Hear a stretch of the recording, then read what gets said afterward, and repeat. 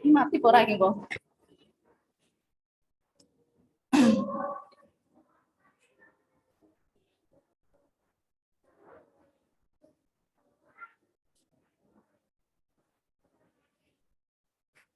Ini wifi-nya soalnya nggak nyampe sama sekali. Mentrip-mentrip.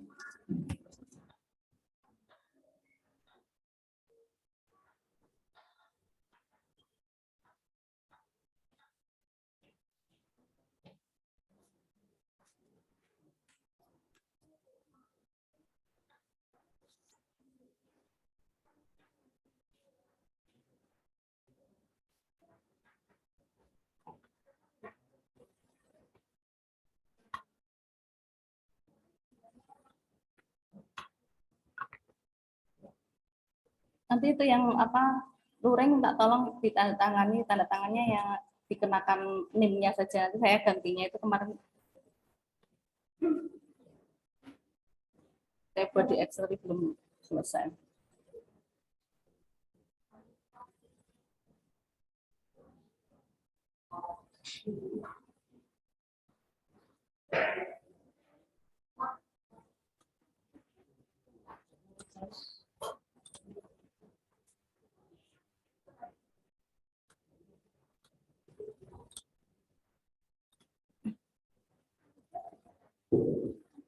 Ini.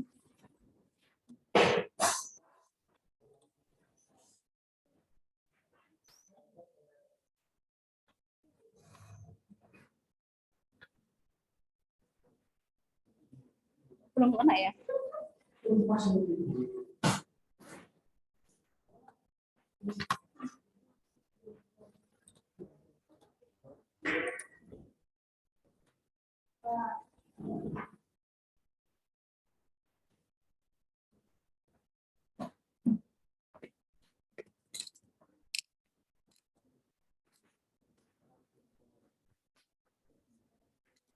Tidak nyala.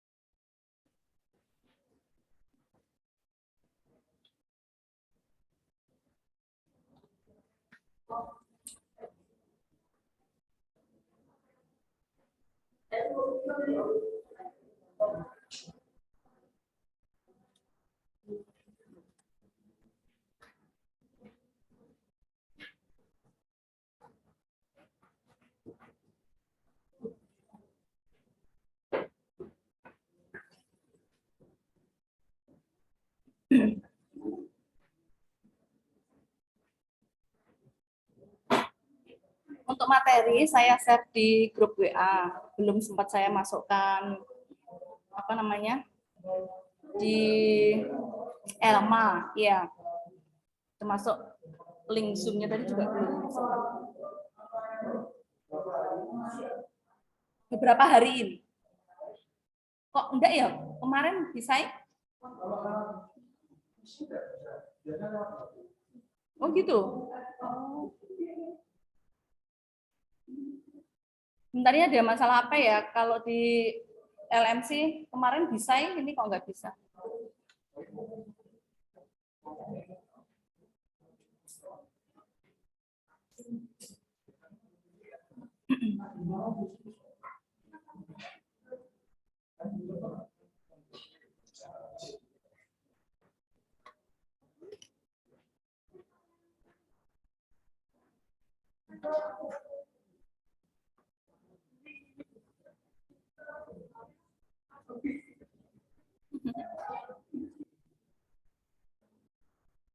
Enggak apa-apa. Kalau misalkan enggak, dilihat di ini aja ya, mati lagi.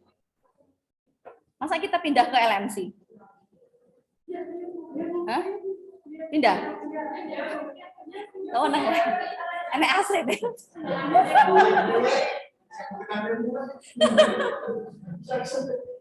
Ya udah, ayo pindah dulu kalau gitu. Gak apa-apa, daripada nggak tersampaikan. Kita pindah dulu, saya save dulu. Ini Cil, ini kunci LMC. Dibuka dulu, semua dinyalakan ya. Sini dimatikan aja Mbak, minta tolong semuanya dimatikan.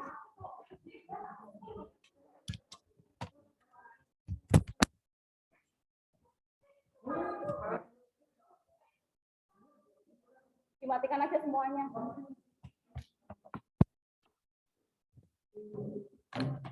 Maaf ya Mas, ngajak piknik, piknik dalam kampus.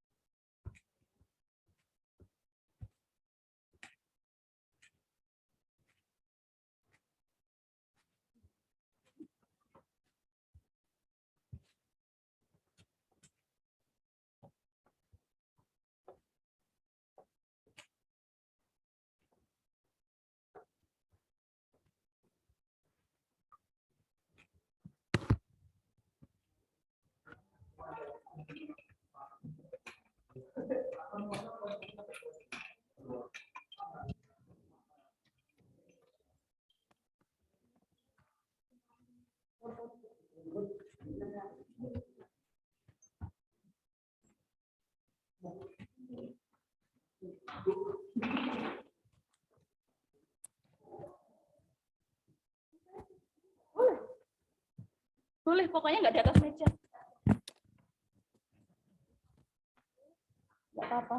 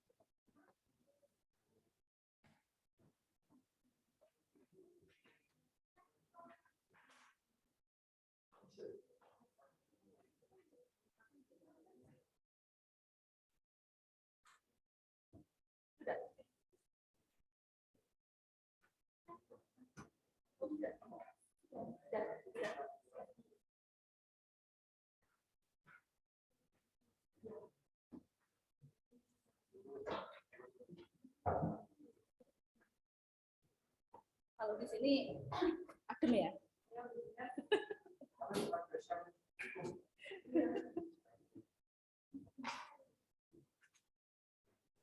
Ini kalau dipakai untuk pertemuannya khusus anak-anak hukum nggak apa-apa, cuman awas itu nanti naik jatuh pecah ya.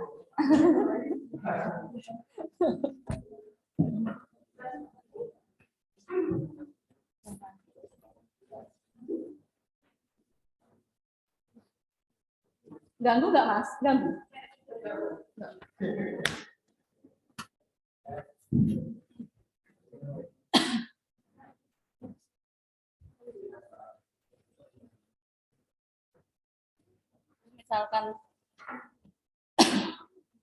Misalkan tempat duduknya di apa, oper ke sana bisa ya sini, tapi halo?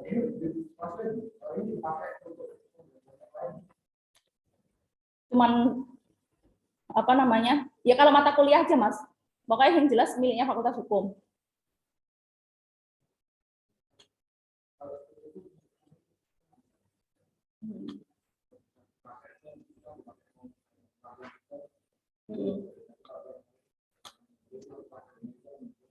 Karena memang ini kemarin kan disetting untuk peradilan semu kan. Jadi gak bisa anak-anak HMF, HMPS boleh pakai sini kan karena satu-satunya yang ada itu ini sama ruang kelas. Nanti kalau misalkan sudah ada sekber, ya berarti kembalinya ke sekber semua. Padahal sekber kecil.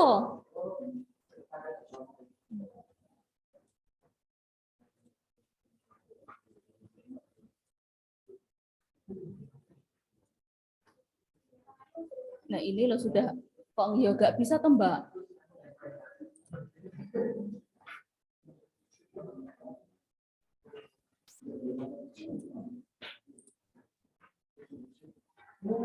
Boleh sana, duduk sebelah sana.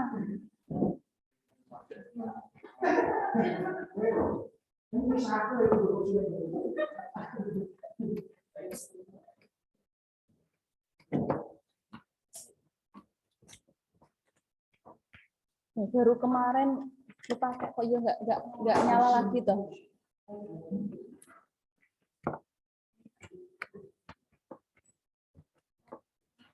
Mas Devian paham IT nggak? Kok yang jawab jadi? Ini loh Mas, kok nggak, maksudnya kok nggak nyala?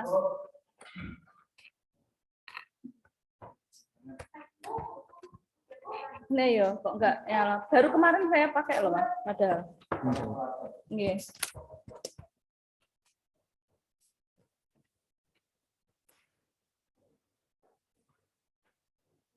Baru kemarin pakai kok. Kabel USB-nya. DMI-nya. DMI. Ya, DMI. Kalau ininya nggak masuk ke DMI-nya. Iya, DMI-nya berarti. Dari situ nggak bisa. Nggak bisa. Di mana ini?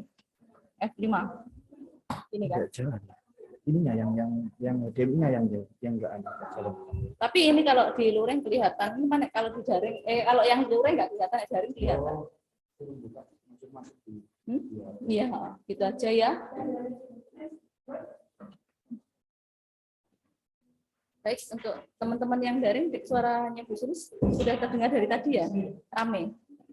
Sampun apa daring? Mbak Lovita? Mas Damar, sudah mendengar? Mas Haikal?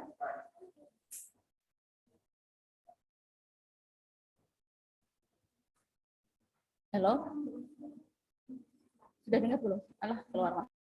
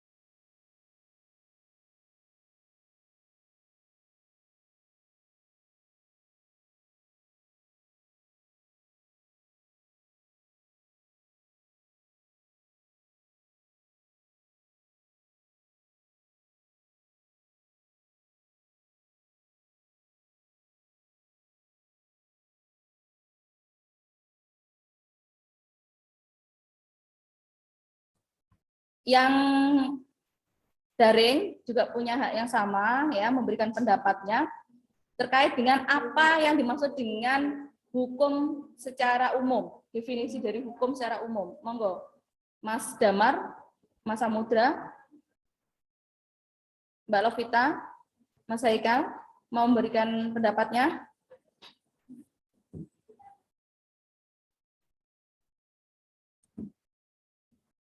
Enggak? Belum, Bu. Belum. Oke, baik. Jadi ada 3 pendapat ya, yang satunya ketugel di Rumbar. Nggak enak ya ketugel kabar.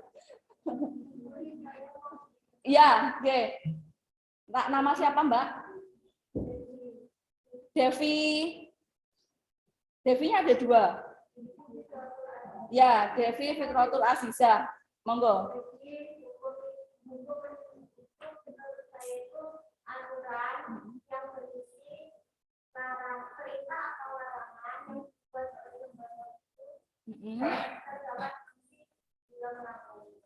Oke, baik, terima kasih.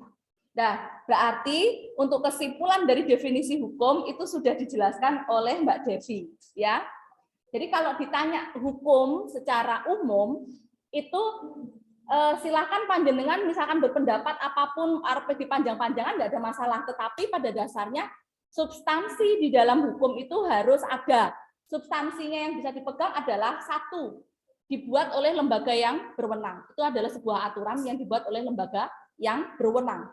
Kemudian yang kedua ada sifat, sifatnya adalah mengikat dan memaksa. Kemudian yang ketiga adalah adanya sanksi. Ya, adanya sanksi. Oke. Jadi sebenarnya kalau kita lihat sama, cuman di dalam hukum pidana itu ada tambahan kata-kata perbuatan yang dilarang. Jadi adanya perintah, kemudian adanya larangan yang atas pelanggaran telah ditentukan oleh ancaman sanksi. Nah, ini karena ditetapkan di dalam peraturan perundang-undangan, sudah ada. Karena di sini sudah tertulis lembaga yang berwenang ya. Nah, bentuknya ketika kita akan mengeluarkan kalau hukum pidana itu adalah ada KUHP dan ada KUHAP. Itu adalah senjata kita. Ya. Nanti panjenengan bisa download, monggo, beli neng lowaan ya iso. Ya. Itu dari zaman kolonial Belanda sampai sekarang belum ada perubahan, kodifikasinya yang kita pakai masih itu. Jadi nanti kalau ada sesuatu hal terkait dengan perubahan-perubahan di peraturan perundang-undangan, dasar hukumnya adalah aturan peralihan nomor 2 ya, di dalam Undang-Undang Dasar 1945. Jadi sebelum ada aturan yang mengatur, maka undang-undang yang lama masih tetap dipakai. Itu nggih, itu adalah aturan dasar hukumnya kita memakai kodifikasi miliknya Belanda. Nah, kemudian menurut Mulyatno, ini di slide yang kedua, di slide selanjutnya, kedua atau keberapa ya? Di selanjutnya pokoknya. Nah, di sini hukum pidana itu memberikan dasar dan aturan. Yang pertama adalah menentukan perbuatan-perbuatan mana yang tidak boleh dilakukan, yang dilarang, dan disertai ancaman atau sanksi berupa pidana tertentu bagi barang siapa melanggar larangan tersebut. Jadi kalau kata-kata di dalam KUHP itu pasti menggunakan barang siapa.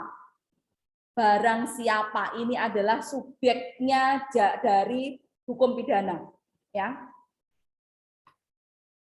Karena manusia yang berbuat ya. Kalau hewan apa ya harus di kayak sanksi. Oh, hewan kan enggak ada akal. Ya ada dia termasuk apa jenenge hewan misal harimau Sumatera gantung diri, misalkan sing gantung koncone wae ya arep awake dhewe memberikan peradilan perhewanan kan enggak ada. Jadi barang siapa subjeknya adalah manusia. Kemudian menentukan kapan dan dalam hal apa kepada mereka yang telah melanggar larangan itu dapat dikenakan sanksi pidana yang telah diancamkan. Kemudian yang ketiga menentukan dengan cara bagaimana pengenaan pidana. Cara bagaimana? Caranya itu ada banyak ya. Jadi kalau kita lihat di pokok untuk sanksi itu ada hukuman penjara, itu pidananya ya. Ada membayar ya, ada namanya ada rehabilitasi, ada yang memberikan ganti rugi, ada pencabutan hak-hak, ya. Kemudian ada juga pidana mati. Ya. Kita lanjutkan ke jenis hukum pidana. Jadi jenis hukum pidana itu ada dua, ada pidana umum dan pidana khusus. Di sini kalau pidana umum itu yang berlaku untuk setiap orang. Sumbernya yang kita pakai adalah KUHP. Ada di pasal buku 1 itu tentang ketentuan umum atau aturan umum, kemudian buku 2 itu terkait dengan kejahatan, dan buku 3 itu adalah pelanggaran. Nah, di sini ada hukum pidana khusus. Bijzonder strafrecht. Kita kalau apal itu rata-rata strafrechtnya ya. Di hukum pidana. Recht, hukum, aturan. Yang dimaksud dengan hukum pidana khusus adalah aturan-aturan hukum pidana di luar dari hukum pidana umum. Di luar dari hukum pidana umum. Artinya memang hanya khusus untuk lembaga-lembaga tertentu. Nah, contoh itu pidana militer. Pidana militer itu tidak dipakai untuk umum, tetapi hanya khusus orang-orang yang menjadi anggota militer. Misalkan ada TNI, Polri, ya. Nah, di situ ada pidana militer karena dia punya kode etik. Nah, ketika ada kode etik yang dilanggar, maka dia harus pidana. Nah, pidananya khusus untuk yang militer. Biasanya kita jarang ya, kecuali kalau misalkan itu berbenturan terkait dengan orang sipil. Nah, orang sipil itu kisahnya kemarin yang di itu Mojokerto atau Surabaya toh, yang dia dikeluarkan dari jadi ex polisi yang menghamili pacarnya, kemudian pacarnya diminta untuk aborsi, viral kan itu. Dia kan dikeluarkan dari kepolisian. Nah, karena dia bersinggungan dengan umum, orang umum ya, sipil, katakan orang sipil, maka menjadi hukum publik, jadi keluar umum jadinya malah. Nah, kalau dia melanggar kode etiknya dia yang terkait dengan keanggotaan, maka dia akan disidang secara militer. Itu bedanya di situ. Kalau misalkan terjadinya itu antar pacarnya mungkin kode-kode polisinya ya, mungkin tidak tersebar seperti ini. Karena ini tersebar kan karena mungkin kaitannya dengan umum. Ya, si perempuannya ini kan umum, bukan anggota polisi. Ya. Jadi sebenarnya hal-hal seperti itu banyak sekali. Itu mungkin salah satu yang terbongkar ya. Jadi semacam kayak gunung salju yang tertutup ya, tertimbun ya, yang kelihatan cuma sedikit saja, tapi di bawah laut itu sebenarnya banyak kejadian-kejadian, peristiwa-peristiwa yang ada. Oke, kita lanjutkan. Hukum khusus yang lain adalah hukum pidana fiskal atau terkait dengan pajak.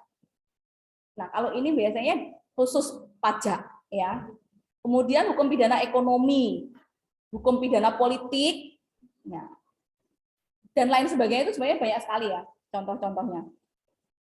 Nah, kemudian kita lanjutkan ke hukum pidana adalah hukum publik. Nah, ini sifatnya yang publik tadi, berarti umum, secara umum. Nah, sumber hukum pidana adalah KUHP, kemudian ada undang-undang di luar KUHP dan hukum adat. Ya. Oke, jadi kalau kita melihat jadi jenis tindak pidana atau disebut dengan delik, jenis tindak pidana itu disebut dengan delik ya. Ada yang mengatakan delik. Ya. Itu adalah suatu perbuatan yang dilarang, kemudian dilakukan oleh seseorang atau kelompok orang, dan ada hukumannya yang tercantum di dalam, ada KUHP, ada undang-undang di luar KUHP. Ya. Jadi ada kejahatan dan pelanggaran. Biasanya. Masih ingat kemarin di pertemuan pertama, itu yang saya share untuk videonya, itu sudah saya lengkapi satu pertemuan ya. Yang saya share, dilihat nggak? Enggak. Belum. Oke. Itu saya belum atau lupa, jangan dilupakan ya. Itu saya share satu pertemuan, jadi saya bikin video ulang. Jadi tidak ada mahasiswanya itu yang saya share itu. Jadi yang untuk recording yang ada mahasiswanya kan kemarin kita kepenggal tidak sampai akhir ya. Itu karena saya juga harus menghadiri rapat kalau nggak salah, jadi digersani, ayo cepet gitu kan, akhirnya mohon maaf ya sampai di sini mesti gitu. Jadi belum selesai. Iya, minggu kemarin kan kita kuliahnya baru berapa Mas? Kita kan baru 3. Pertama karena pindahan prodi ya kan, nggak jadi. Terus habis itu perkuliahan itu yang Mas Devian bilang, Bu, di prodi ramai sekali, suaranya nggak terdengar itu. Ya, terus hari ini enggak 3, baru 2.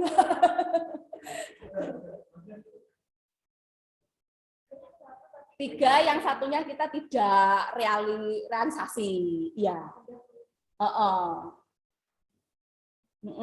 Tuh. Nah, kalau yang kemarin saya letakkan di Elma itu video saya sendiri, kemudian saya masukkan ke Elma. Nah, itu tidak ada mahasiswanya, yang recording tidak saya masukkan. Itu sudah full satu pertemuan saya selesaikan. Ya, makanya hari ini makanya nggak saya ulangi, pemikiran saya itu sudah dilihat. Nggak apa-apa. Ya biasalah manusia itu ada rasa malas ya. Kemudian sibuk, saking sibuk gitu repot banget gitu ya, nggak bisa lihat perkuliahan gitu. Ini nggak di WA kadang-kadang lali. Nah, itu sifatnya manusia, nggak apa-apa. Nanti pulang boleh dilihat ya. Sambil tiduran didengarkan, tapi aja babas bubuk. Mulai babas bubuk biasanya nggak nyantol meneh malian. Ya. Tiduran itu dalam posisi tidur, bukan tidur beneran ya. Nah, baik kita lanjutkan. Nah, di sini tidak saya tuliskan ya. Jadi dalam tindak pidana itu ada beberapa jenis yang disebut dengan jenis-jenis tindak pidana. Tidak saya tuliskan di dalam sini, tapi ditulis saja enggak apa-apa, panjenengan kalau misalnya person nulis. Jadi jenis-jenis tindak pidana itu yang pertama adalah ada kejahatan dan pelanggaran. Ya, yang pertama ada kejahatan dan pelanggaran. Kalau kejahatan dan pelanggaran maksudnya tahu nggak? Apa itu yang dimaksud dengan kejahatan? Nek pelanggaran itu kan berarti sesuatu hal, aturan yang dilanggar, kan gitu kan? Nah, nek kejahatan apa? Ya, salah satunya seperti itu. Ya. Jadi kejahatan itu berarti yang berkaitan dengan kenapa? Oh iya, itu kejahatan itu. kejahatan nanti ya. Oh. Kejahatan itu. Tetapi kalau yang itu kalau tidak kamu adukan itu si dianya nggak akan ditangkap gitu loh. Itu ada delik aduan tidak kan ya. Nah, oke. Kita lanjutkan. Ya, jadi kalau kejahatan tadi berarti ada orang yang terlukai ya, ada orang yang merasa tidak diadili apa gitu, tertindas keadilannya itu loh, intinya seperti itu. Oke. Nah, itu di dalam buku 2 dan buku 3 dijelaskan ya tentang terkait dengan kejahatan dan pelanggaran. Nah, kemudian jenis tindak pidana yang kedua, ya, yang pertama tadi adalah kejahatan dan pelanggaran. Yang kedua adalah delik formil dan delik material. Nah, ini itu ada di pertemuan yang kemarin. Ya, PPT-nya masih sama. PPT-nya sama terus, Mas, saya. Ya, betul. Nah, itu. Jadi ada delik formil dan delik material. Oke. Kalau delik formil itu merupakan delik dalam rumusan perbuatan yang dilarang, ya. Kalau material itu dititik beratkan pada akibat yang dikehendaki atau yang dilarang. Jadi kalau delik material dapat dikatakan akibat yang tidak dihindari itu terjadi. Ya. Gimana? Contoh langsung kasus. Ini kita lihat di kuhapku neng di gitu. Kuhap. Ada. Coba dibuka di halaman berapa ya nggak apa. Pasalnya saja 160 KUHP untuk yang formal. Dibuka yang delik formal ya. Jadi dalam perumusan pada perbuatan yang dilarang dikatakan telah selesai dilakukan apabila perbuatan itu sesuai dengan rumusan. Misalnya penghasutan, gitu ya, penghasutan yang dapat dipidana. 160 KUHP, bukan KUHAP ya, tapi KUHP. Ya itu benar KUHP. Kalau KUHAP KUHAP, A-nya acara. Oke, coba dibaca.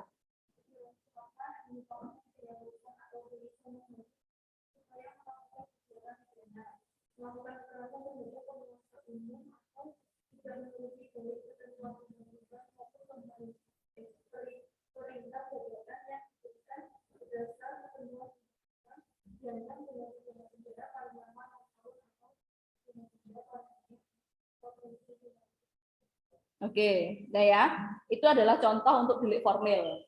Oke. Jadi contohnya di penghasutan.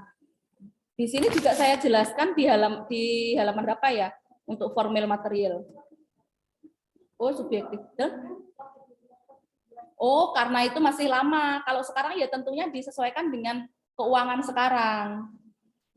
Ya, jadi sekali kalau di situ misalkan tertulis Rp25, sekarang sudah menjadi 50 juta, 100 juta seperti itu. Jadi disesuaikan dengan kersnya sekarang. Oke, berarti coba saya lihat di ini supaya lebih jelas lagi.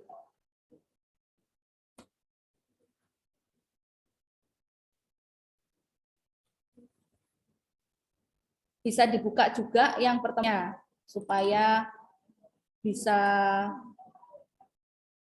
Nah, kalau untuk yang material coba dibuka pasal 338 tentang pembunuhan.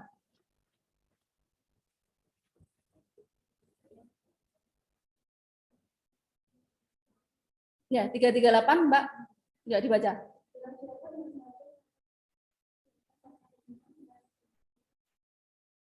Ya, ini pembunuhan ya. Jadi barang siapa yang dengan sengaja ya. Kalau untuk pidana penjaranya 15 tahun itu tergantung dengan melihat mungkin ada bukti-bukti yang memberatkan ataupun yang meringankan. Jadi bisa jadi dia seumur hidup.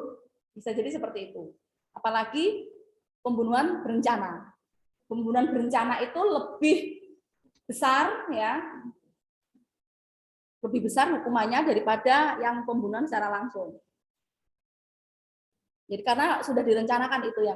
Jadi yang ikut merencanakan juga kena, yang memberikan fasilitas itu juga kena, ya. Pelakunya yang utama kena, otaknya saja yang istilahnya ngereng bahasa Indonesia apa? Men-setting istilahnya, skenario lah istilahnya. Engko bareng ini kan bocah mertua, berarti digambar ya ibaratnya ada bagan-bagan mungkin yang membuat atau merencanakan itu juga kena. Ya otaknya itu malah hampir mirip sama persis hukumannya dengan pelaku utamanya, ya. Karena dia dalang.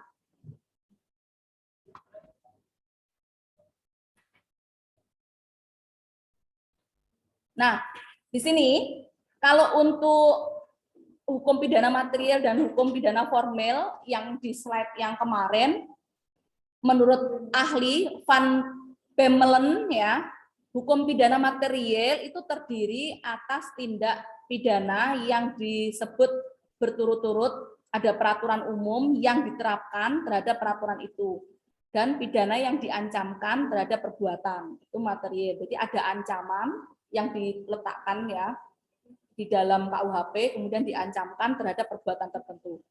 Selanjutnya, kalau yang dimaksud dengan hukum pidana formil, mengatur cara bagaimana acara pidana itu seharusnya dilakukan. Nah, untuk formil itu terkait dengan para aparatur penegak hukum yang ada di dalam. Karena ini adalah acara, berarti ketika hukum pidana material itu hanya menentukan ini adalah perbuatan yang dilarang dan tidak diperbolehkan, tetapi kalau formil itu sudah begini, diadakan penyidikan terlebih dahulu, kemudian penyelidikan apakah itu benar apa salah, kemudian kalau memang ada benda yang terkait dengan perbuatannya harus dilakukan penyitaan, ya. Kalau misalkan ada orangnya di mana dilakukan penangkapan, gitu ya. Selanjutnya adanya pemeriksaan. Nah, jadi sudah menujunya ke situ. Kalau untuk formil seperti itu. Maka di dalam hukum formil itu pasti ada campur tangan dari aparatur negara. Jadi penegak hukum, mulai dari kepolisian, kejaksaan, sampai dengan kehakiman. Hakim yang jelas di dalam ada hakim ketua, ada hakim anggota, ada panitera, semuanya sudah mulai masuk di dalam hukum pidana formil ini. Itu ya. Jadi kalau material, jadi untuk membedakannya gini aja. Kalau material itu baru tertulis saja bahwa itu adalah perbuatan yang dilarang dan sudah ada di dalam undang-undang. Tetapi kalau formil itu sudah mengacu pada orang-orang yang ada di dalamnya, dalam kurung itu para penegak hukum sudah ikut berkecimpung di dalamnya. Ya. Nah, tujuannya para penegak hukum ini apa? Ya salah satunya mengatur cara memidana seseorang itu yang bersalah itu. Itu. Tersangka katakan. Jadi cara bagaimana mengatur untuk memidana si tersangka. Kenapa kok dikatakan tersangka? Karena belum ada putusan bahwa dia bersalah. Kalau sudah ada putusan dia bersalah, namanya terdakwa. Kalau tersangka itu ya karena disangka-sangka saja. Tersangka. Jadi tersangka itu ya berarti Jauhar tersangka misalkan mencintai A, kan jadi tersangka atau berarti kan belum ada kepastian gitu loh. Nah, kalau di dalam SMS-nya Jauhar itu sudah aku menyatakan cinta kepadamu, nah itu tertangkap tangan berarti WC gitu. Maksudnya seperti itu. Itu maksudnya seperti itu. Oke, Mas. Contoh, Mas, contoh, ya. Contoh, kok sesuk gak mlebu awas. Ya, sesuk udah masuk ya bener. Semoga jadwal aku lali. Oke, itu contoh ya. Oke. Jadi seperti itu. Sampai di sini bisa dipahami enggak? Untuk pidana material formil. Sampun. Kalau belum Dian lagi. Pokoknya contohnya Dian tulis ya. Untuk delik formil itu di pasal 160, yang material itu di 338. Ya. Baik.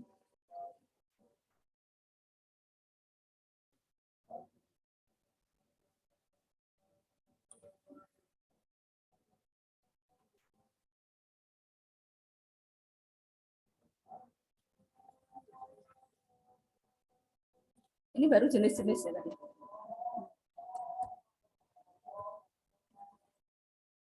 Kenapa kecil sekali?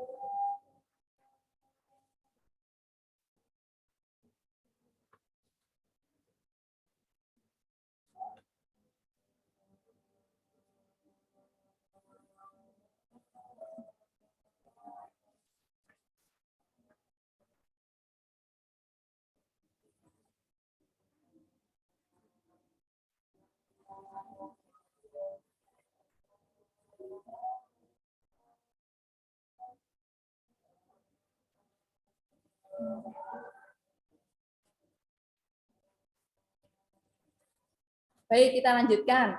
Tadi untuk jenis-jenis tindak pidana, yang pertama ada kejahatan dan pelanggaran, yang kedua ada formal atau formal sama ya. Nanti kalau kalian jangan sampai istilahnya bertengkar masalah formal ya. Ini podo wae. Ora formal yo, ora. Aslinya podo. Cuma tulisan itu. Ya, kadang orang-orang bilangnya seperti itu. Ya, ada formal, ada material, ya. Atau material. Oh nek anu material geger nah ya. Jadi cuma kata-kata aja. Formal material. Nah, kemudian yang ketiga ada delik komisionis. Apa itu komisionis? Delik komisionis. Komisionis biasa tulisannya. Ya, pakai C, komisionis. Nah, adalah delik yang berupa pelanggaran terhadap perbuatan yang dilarang. Apa tadi? Adalah pelanggaran terhadap perbuatan yang dilarang. Contohnya apa? Ayo, contohnya apa? Pembunuhan. Pokoknya perbuatan yang dilarang. Termasuk dalam hal kecil ya, pembunuhan kan terlalu besar ya, Mas. Mencuri ya, pencurian, betul. Kalau apa? Penipuan, kan yang perbuatan yang dilarang, kan enggak boleh. Ya. Pencurian, penggelapan ya. Penggelapan itu artinya menggelapkan sesuatu, bukan gelap-gelapan. Nek wingi kok aturannya dhewe nek. Cinta itu cepet banget nyautnya kalau masalah itu. Penggelapan yang lain ya. Ini penggelapan di sini, ini kalau sekarang bisa dikatakan sebagai money laundry, ya kan? Pencucian uang. Money laundry kan pencucian uang, Mbak. Bukan terus uangnya digawa neng laundry cuci kan. Itu biasanya nyun sewu agak mengungkap ya, memang fakta seperti itu.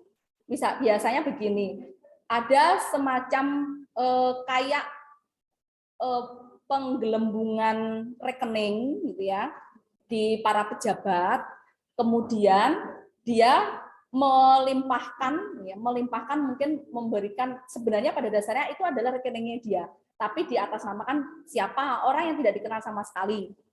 Jadi yang dipakai adalah orang sipil biasanya dipakai untuk rekening. Kemudian dibelikan sesuatu, misalkan nyun sewu ojo sampai, tapi misalkan beli bis gitu ya. Nah,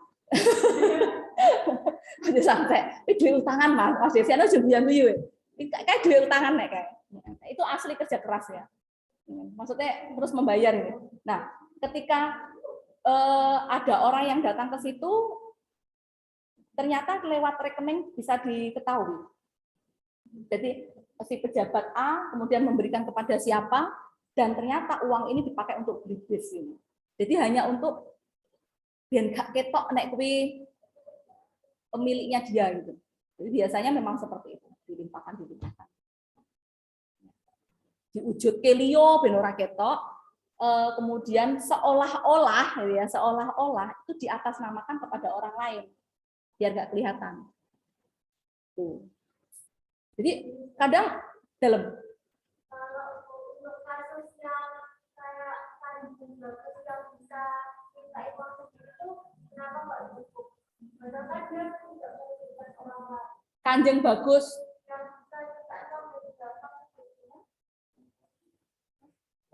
Wah, aku ketoknya kurang ini ya, kurang update ya. Intinya gini, oh, Kanjeng Dimas.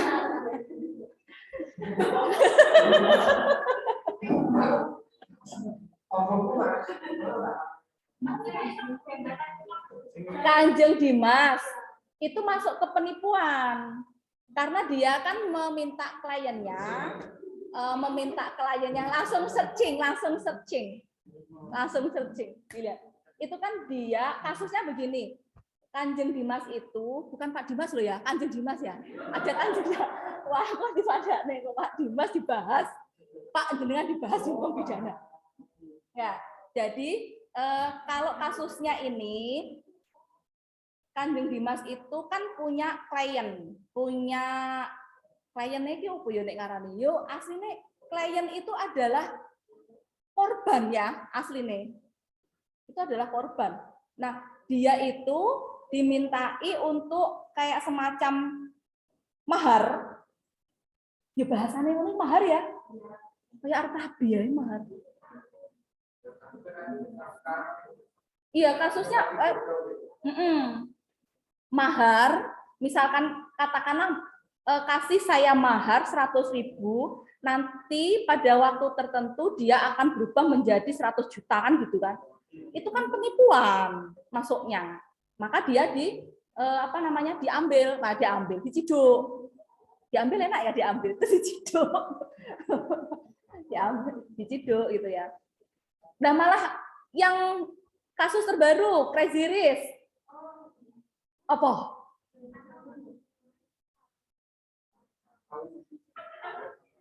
Nah, malah kalau Crazy Rich ini malah dia kan istilahnya hanya memamerkan dia sendiri, tapi kenapa dia diciduk karena memang ada investasi bodongnya tadi. Itu juga termasuk sebagai pembohongan. Nah, kalau sebenarnya dilihat dari kasus-kasus seperti ini, itu menjadi tidak adil ketika korupsi kita, orang-orang yang koruptor ya di negara kita dibiarkan begitu saja, ya kan? Terus yang setidaknya dia itu menampilkan untuk dirinya sendiri berkaitan dengan pribadinya malah ditangkap. Sebenarnya di situ ada ketidakadilan ya. Nah.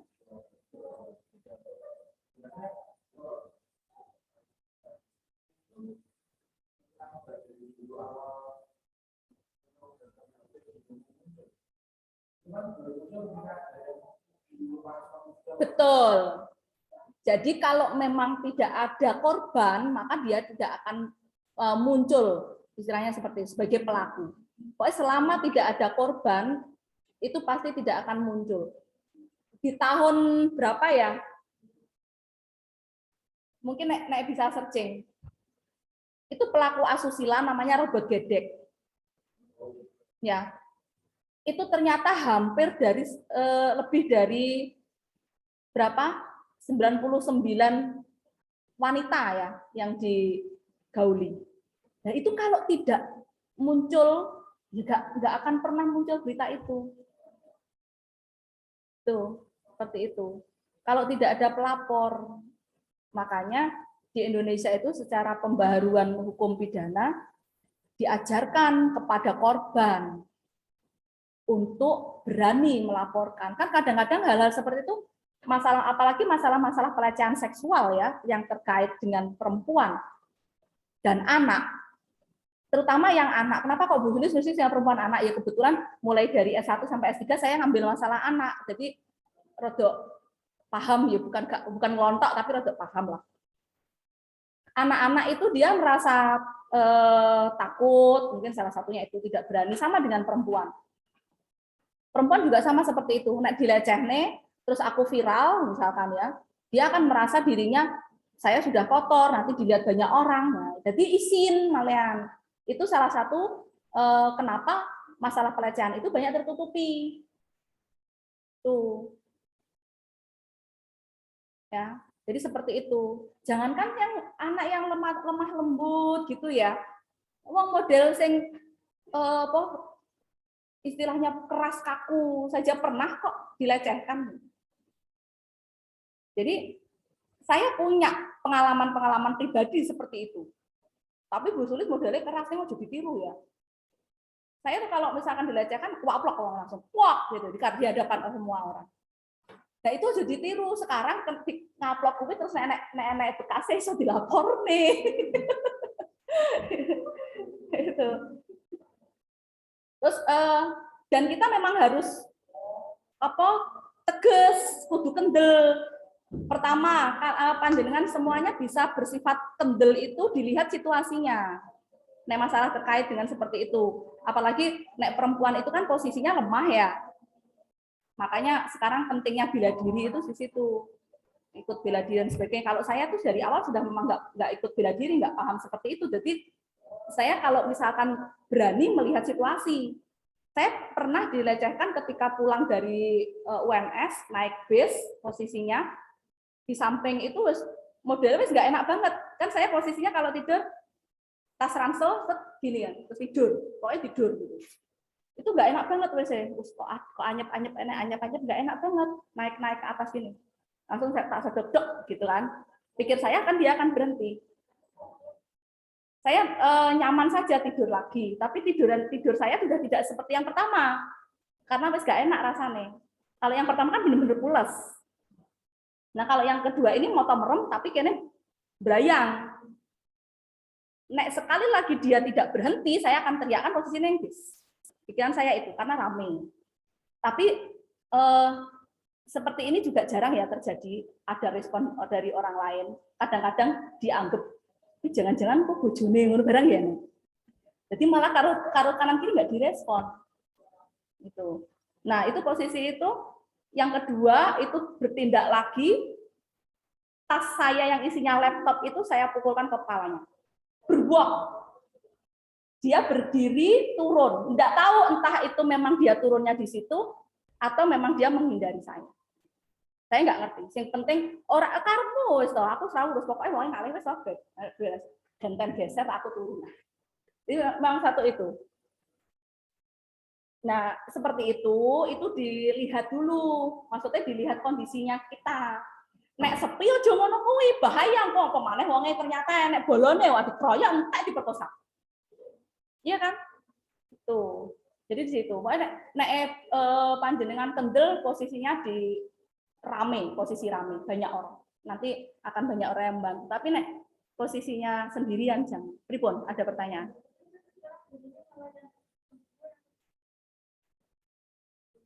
Orang yang terdekat, ya.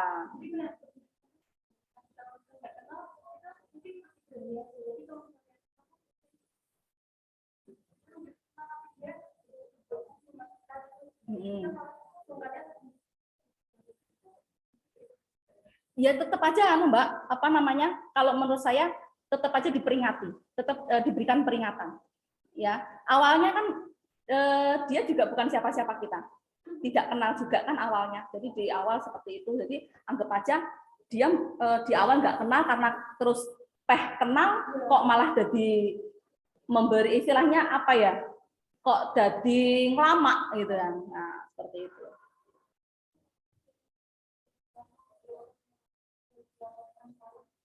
Oh bisa, ya.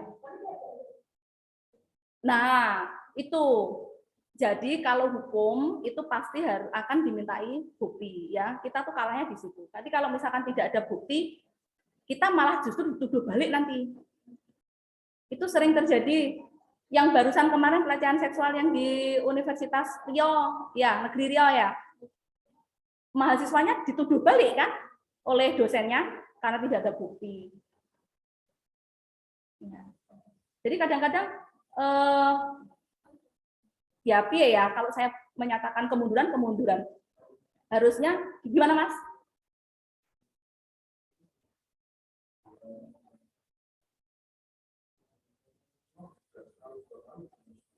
Oh iya, makanya karena sering terjadinya itu terus nggak ada yang melaporkan kan, nggak ada keberanian toh. Nah terus kemudian Mas Menteri memunculkan itu, baru itu terkuak semuanya. Betul.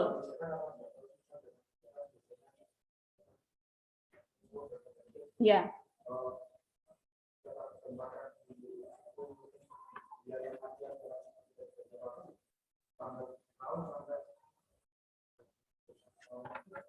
Ya, betul. Jadi ada aturan. Ya. Nah, aturan-aturan yang ada di universitas itu mengacu di aturan yang pusat. Jadi dengan adanya aturan terkait dengan yang diberikan Mas Menteri kemarin, ya, akhirnya diberikan kewajiban kepada seluruh universitas untuk membuat peraturan rektor, betul. Akhirnya mengacu kemana? Ya mengacu kepada undang-undang itu permen ya, masih permen. Permen Dikbudristek, Ristek 2 Dikbudristek itu, ya. Kemudian mengacu ke KUHP juga karena di dalam juga ada, ya. Jadi seperti itu. Jadi ada. Kemudian mungkin kalau di kabupaten dia punya undang-undang ya terkait dengan kekerasan seksual kepada perempuan dan anak, ya, perempuan biasanya ya, itu kaitannya secara anak. Nah itu kalau misalkan itu ada, berarti itu juga mengacu ke situ peraturan rektornya. Dan sekarang muncul peraturan-peraturan rektor itu semua, itu termasuk yang in 7 itu, intoleransi, terus apa namanya masalah pendidikan korupsi. Ya, itu masuk semuanya di situ. Soalnya Bu Sulis sendiri kemarin yang menjadi ketua untuk pembuatan peraturan rektornya. Iya. Ya, awalnya itu sebenarnya sudah diminta untuk membuat itu di tahun 2008 kalau nggak salah, Mas. 2008 atau 2009 itu. Itu cuman kalau karena tidak ada dasar hukum mungkin tidak jadi gitu kan. Oke ya, kita lanjutkan tadi untuk delik komisionis itu adalah delik yang berupa pelanggaran terhadap perbuatan yang dilarang. Jadi misalkan tadi ada pencurian, kemudian penggelapan, penipuan gitu ya. Kemudian ada delik omisionis. Nah, di sini adalah delik yang berupa pelanggaran terhadap perintah atau dapat dikatakan juga tidak melakukan sesuatu yang diperintahkan. Misalkan apa? Misalkan tidak menghadap sebagai saksi di muka pengadilan. Nah, ini coba dibuka di pasal 522, Mbak, yang bawa KUHP. Pasal 522 KUHP. 522.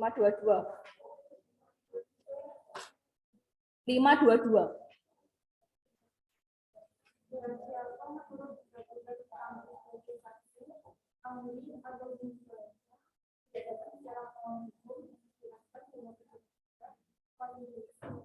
Ada dendanya ya, tapi ya ada denda. Jadi dia yang dijadikan sebagai saksi ya, saksi ahli atau saksi lah.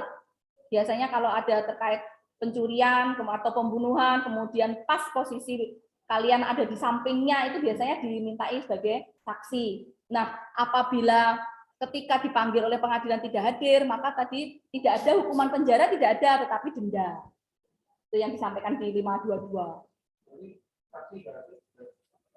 Ya itu karena dia mengetahui posisi gitu ya. Makanya kalau banyak orang kalau dilihat hanya gara-gara seperti itu nggak mau orang jadi saksi, mesti melayu, bodohan. Padahal aslinya ngerti. Ya. Jadi kalau di sini dikatakan delik omisionis itu adalah delik yang berupa pelanggaran terhadap perintah atau dapat dikatakan juga tidak melakukan sesuatu yang diperintahkan.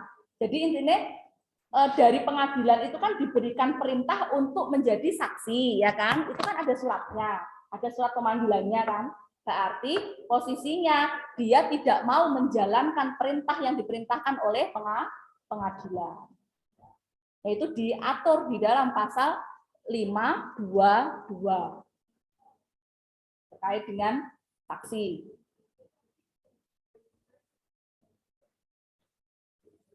Ya, makanya sebaiknya kalau memang tidak ada rasa bersalah di kita ya berani saja. Iya, karena posisinya saya mengetahui seperti ini. Lakukan apa cinta? Oke, tetapi kalau memang kita tidak bersalah kan ya nyapo ya berani-berani saja kan gitu. Tapi biasanya kalau mungkin dia itu adalah saksi yang memberatkan istilahnya, malah justru dia yang nanti juga ikut terseret, kena pidana. Makanya jarang kan orang yang mau bersaksi, tidak mau. Masalah hutang gitu kok. Saksinya lo ya. Ini kapan nih? Enggak gitu. Ini sepele masalah hutang masalah ya. Oke. Apalagi nek masalah hutang itu nek orang Indonesia yang narik apa, yang punya hutang dengan yang apa, lebih galak mana? Itu ya, masalah duit seperti itu ya. Jadi sahabat baik-baik itu kalau masalah uang jadi bertengkar ya. Oke, kemudian ada delik komisionis per omnisionisme. Jadi tambahi per saja dari yang nomor berapa tadi? Dari 1 ditambahi per omission. Ya. Jadi nomor 1 ditambahi per nomor 2 gitu loh, ditulis nomor 2. Ngerti maksudnya? Yang nomor 1 kan komisionis, ya toh? Di tengah. Komisionis per omnisionis, ya toh? Omisionis. Nomor 1 ditambahi per, terus nomor 2 gitu maksudnya Bu Sulis. Nah, terus belakangnya apa? Omnisionis ditambahi komisa. Nah, pakai C. Comisa.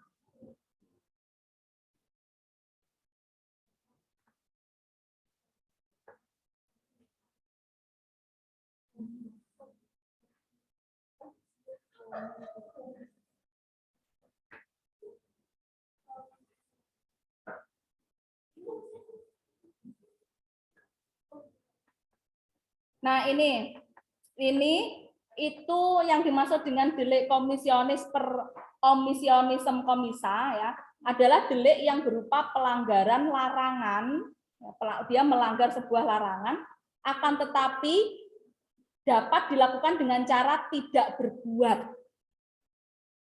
Bingung nggak? Jadi merupakan pelanggaran larangan, akan tetapi dapat dilakukan dengan cara tidak berbuat. Nah, ini dicontohkan seorang ibu yang membunuh anaknya dengan tidak memberi air susu, tidak memberikan ASI. Itu contohnya. Nah, kalau di sini yang dimaksud dengan cara tidak berbuat, ya kalau hukum pidana itu kan pasti ada perbuatan yang dilanggar. Ada perbuatan yang dilanggar, iya kan? Jadi ada perbuatan yang benar-benar dilanggar, kemudian ada sanksinya. Nah, di sini posisinya si ibu itu membunuh anaknya dengan cara tidak memberikan ASI. Nah, kalau misalkan si ibu itu mencekik, misalkan, dia kan berbuat. Kemudian selain mencekik apa namanya ini? Dikekep paruh bantal, itu kan dia berbuat. Nah, ini posisinya dia tidak memberikan air susu. Sebenarnya kalau untuk air susu ibu itu ada 2 kemungkinan. Karena memang tidak keluar ASI-nya, ada kan seorang ibu yang tidak keluar ASI-nya, atau yang kedua memang benar-benar dia memang tidak mau memberi. Jadi takut seorang ibu ya dari perawan dari ibu kemudian dikasihkan ASI, mesti bodinya berubah. Langsung nunjuknya ke saya. Maaf ya Mas Devian. Jadi kan sama dengan saya Mas, santai gitu ya. Berubah. Jadi posisinya yang kemarin langsing kalau melihat seperti Bu Suli jadi seperti ini, anaknya 3 ya.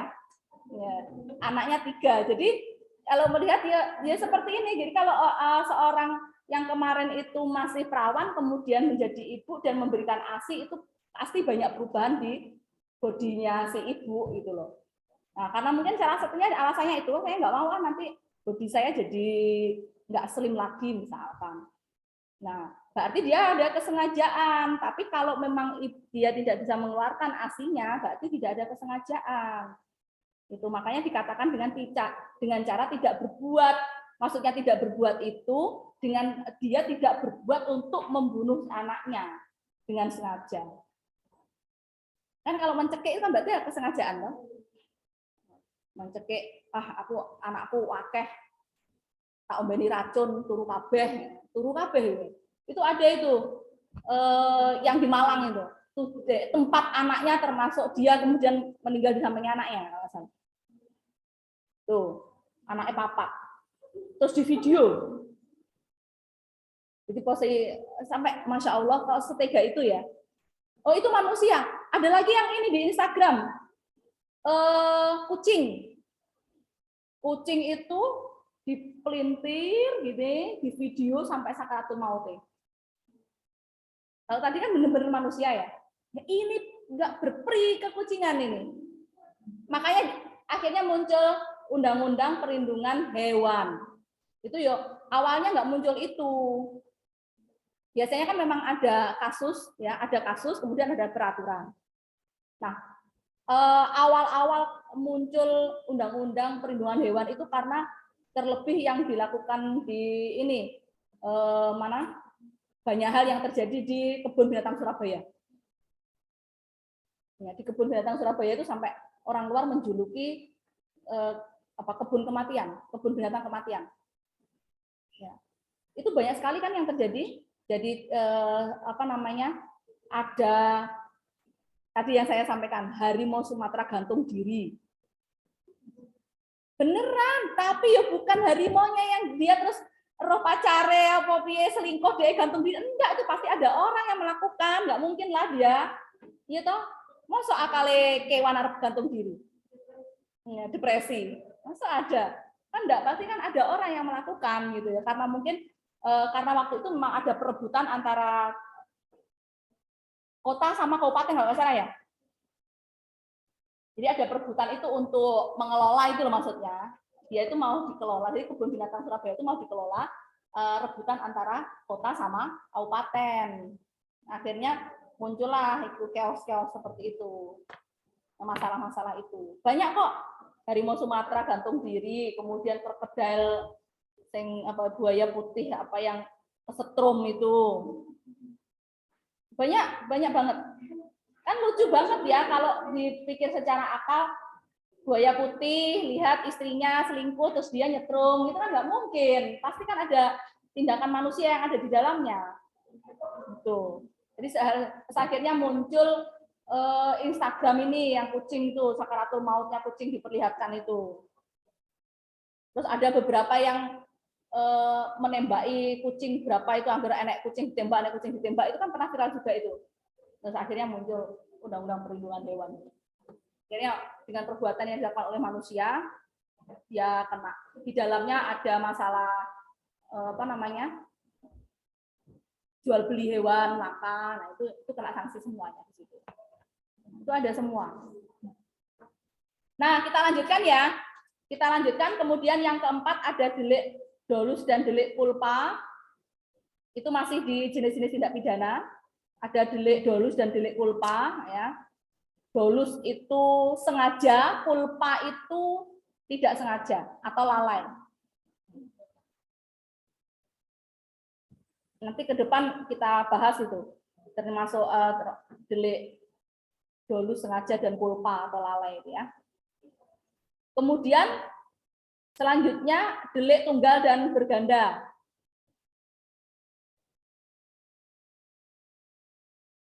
Tunggal itu berarti satu kali perbuatan ya. Kalau berganda itu ya artinya dilakukan beberapa kali perbuatan. Oke, untuk yang delik berganda coba dilihat di pasal 481.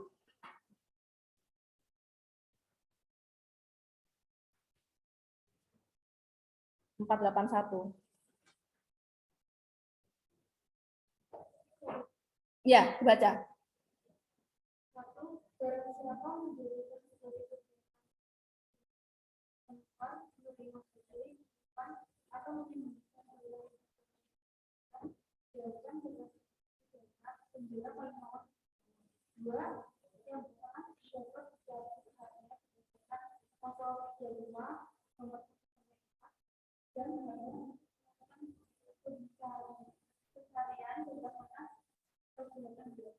Ya, jadi ada pembelian, penyimpanan, wis dibeli, disimpan gitu kan ya. Jadi banyak sekali ya kegiatan yang dia lakukan, jadi berulang-ulang.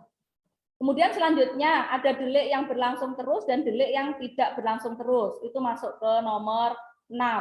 Delik yang berlangsung terus dan delik yang tidak berlangsung terus. Delik yang berlangsung terus itu merupakan delik di mana keadaan terlarang dan berlangsung secara terus-menerus. Jadi ini adalah contohnya merampas kemerdekaan seseorang di pasal 333. 333.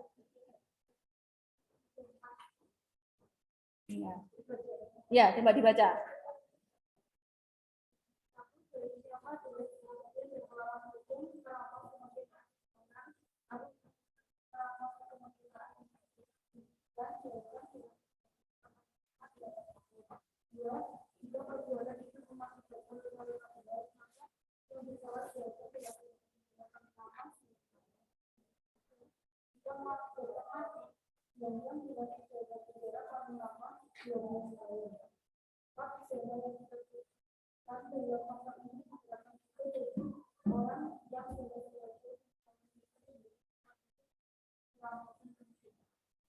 Oke.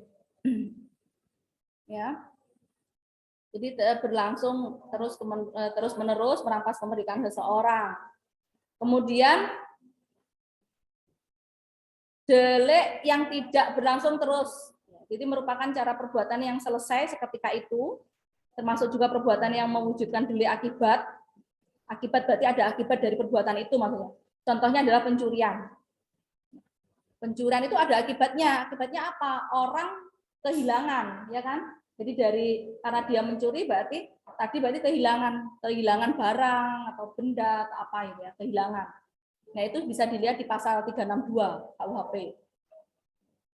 Tentang apa namanya? Tentang pencurian.